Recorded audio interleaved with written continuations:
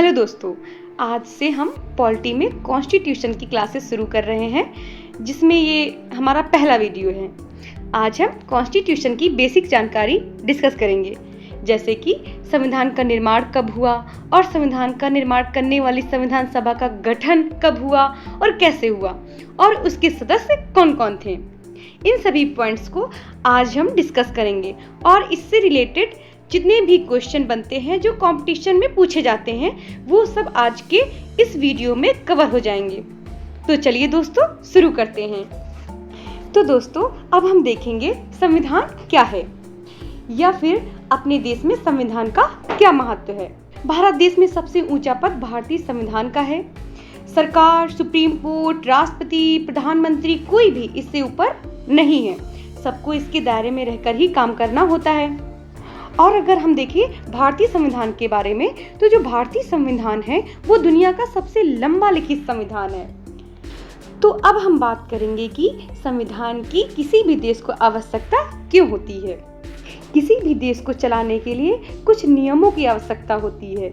यह नियम लिखित हों या अलिखित, दोनों रूप में हो सकते हैं। इन नियमों को जब हम लिखित या अलिखित रूप से किसी भी पुस्तक में संग्रहित करते हैं तो कानून की इस पुस्तक को ही हम संविधान कहते हैं। दोस्तों अब हम बात करेंगे कि अपने देश में संविधान कैसे बना। संविधान बनाने के लिए जो संविधान सभा का गठन हुआ वो कब और कैसे हुआ। तो 1946 में कैबिनेट मिशन आया। इसी के अंतर्गत संविधान सभा का गठन किया गया और इस मिशन में ये फैसला हुआ कि संविधान सभा अप्रत्यक्ष रूप से निर्वाचित एक सभा होगी, जिसमें राज्य के साथ साथ देशी रियासतों के भी प्रतिनिधि शामिल होंगे। राज्यों से जो सदस्य चुन करके आएंगे वो अप्रत्यक्ष रूप से चुन करके आएंगे। अप्रत्यक्ष मतलब कि वहाँ की प्रांतीय विधानसभाओं के सदस्यों ने चुनकर जो भेजा था, और जो देशी रियासतों के शासक हैं वो वहाँ से मनोनीत करके सदस्यों को भेजेंगे। तो दोस्तों यदि हम अप्रत्यक्ष रूप से चुने गए सदस्यों की बात करें तो ये है कि वहाँ प्रांतीय विधानसभाएं थीं। वहाँ की प्रांतीय विधानसभाओं के सदस्यों ने उन्हें चुन करके भेजा था। वहीं प्रत्यक्ष चुनाव क्या होता है? जब जनता डायरेक्ट अपना प्रतिनिधि चुनती है तो उसे हम प्रत्यक्ष चुनाव कहते हैं। लेकिन जो हमारे संविधान सभा के सदस्य चुन करके आए थे वो अप्रत्यक्ष रूप से चुन करके आए थे। तो दोस्तों अब हम संविधान सभा में जो सदस्य चुन करके आए उनके बारे में डिस्कस करेंगे। विभाजन से पूर्व संविधान सभा के जो मेंबर्स थे वो 389 थे, जिसमें से 292 राज्यों से चुन करके आए और 4 केंद्र शासित प्रदेशों से चुन करके आए, और जो 93 देशी रियासतों से आए हैं वो मनोनीत होकर के आए हैं। ओके, और विभाजन के बाद संविधान सभा के जो मेंबर्स बचे वो 299 थे। विभाजन के बाद का मतलब है कि जब हमारा भारत देश और पाकिस्तान अलग अलग हो गए, दोनों देश अलग हुए, भारत और पाकिस्तान, तो पाकिस्तान के लिए अलग संविधान सभा का गठन किया गया। तो हमारे संविधान सभा के सदस्य 299 बचे, जिनमें से 229 राज्यों से आए और 70 देशी रियासतों से आए। उस समय जब हमारा चुनाव हुआ तो सबसे ज्यादा 55 सीटें संयुक्त प्रांत से आईं, जो प्रेजेंट टाइम पे हम जिसको यूपी के नाम से जानते हैं, और उसके बाद मद्रास से आईं। और वहीं हम देशी रियासतों की बात करें तो सबसे ज्यादा मैसूर प्रांत से आई थी, जिसमें से टोटल 7 मेंबर्स थे। अब दोस्तों हमारी संविधान सभा के सदस्य चुने जा चुके हैं, तो अब हम देखेंगे संविधान सभा का गठन कब हुआ। तो हमारा संविधान सभा का गठन 6 दिसंबर 1946 को हुआ। और यहाँ पर पहला अधिवेशन देखा जाए तो पहला अधिवेशन जो था संविधान सभा को लेकर के वो 9 दिसंबर 1946 को हुआ, जिसके अध्यक्ष जो है डॉक्टर सच्चिदानंद सिन्हा को बनाया गया, जो अस्थायी रूप से अध्यक्ष बने थे। और यहाँ पर जो टोटल मेंबर्स थे वो 211 थे, 211 मेंबर्स थे यहाँ पे। और यहीं पर दूसरी बैठक की बात की जाए, जो दूसरी बैठक हुई थी वो 11 दिसंबर 1946 को हुई थी, जिसके अध्यक्ष डॉक्टर राजेंद्र प्रसाद जी थे, जिनको संविधान सभा के जो चुने गए सदस्य थे उन्होंने ही चुन करके इन्हें अपना अध्यक्ष बनाया था। और यहाँ पर जो उपाध्यक्ष इस सभा के बनाए गए थे इस अधिवेशन के, वो HC मुखर्जी को बनाया गया था। और जो हमारे संवैधानिक सलाहकार बनाए गए थे वो BN राव को बनाया गया था। जो BN राव जी जो थे ये प्रांतों द्वारा चुने गए सदस्यों में से नहीं थे, इनको अलग से सलाहकार चुना गया था। और जो 13 दिसंबर 1946 डेट है ये बहुत इंपॉर्टेंट है। इस दिन पंडित जवाहरलाल नेहरू द्वारा एक उद्देश्य प्रस्ताव दिया जाता है कि भारत का एक संविधान कैसा रहेगा, कैसा बनना चाहिए, और बाद में ये प्रस्ताव 22 जनवरी 1947 को पारित किया गया था। यही प्रस्ताव संविधान की प्रस्तावना कहलाती है, प्रस्तावना या फिर उद्देशिका कहलाती है, और भारत का संविधान बनना शुरू हो जाता है।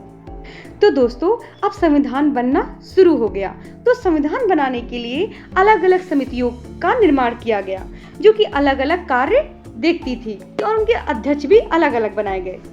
और ऐसी कुछ 13 समितियों का निर्माण किया गया था, जिनमें से हम कुछ इम्पोर्टेंट 7 समितियां हैं जिनका हम अध्ययन करेंगे।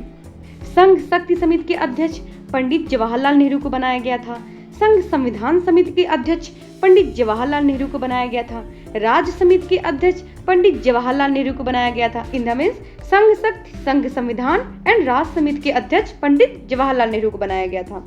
और जो प्रांतीय समिति के अध्यक्ष हैं सरदार वल्लभ भाई पटेल को बनाया गया था। मसौदा समिति, मसौदा को हम प्रारूप समिति के नाम से भी जानते हैं, इसके अध्यक्ष जो है बी आर अम्बेडकर जी को बनाया गया था। सलाहकार समिति के अध्यक्ष सरदार वल्लभ भाई पटेल को बनाया गया था। नियम समिति और संचालन समिति के अध्यक्ष जो है डॉक्टर राजेंद्र प्रसाद जी को बनाया गया था। तो दोस्तों, जो हमने अभी समितियां देखी उनमें से सबसे इम्पोर्टेंट समिति है प्रारूप समिति। इसे हम पांडुलेखन समिति के नाम से भी जानते हैं, और इसे अंग्रेजी में ड्राफ्टिंग कमेटी कहते हैं। ये समिति इतनी इम्पोर्टेंट इसलिए थी क्योंकि संविधान को लिखने का कार्य इसी समिति ने किया था, और इसमें जो टोटल मेंबर्स थे वो 7 मेंबर थे। ये समिति जो है 29 अगस्त 1947 को बनकर के तैयार हुई थी। इसके अध्यक्ष भीमराव अंबेडकर जी थे।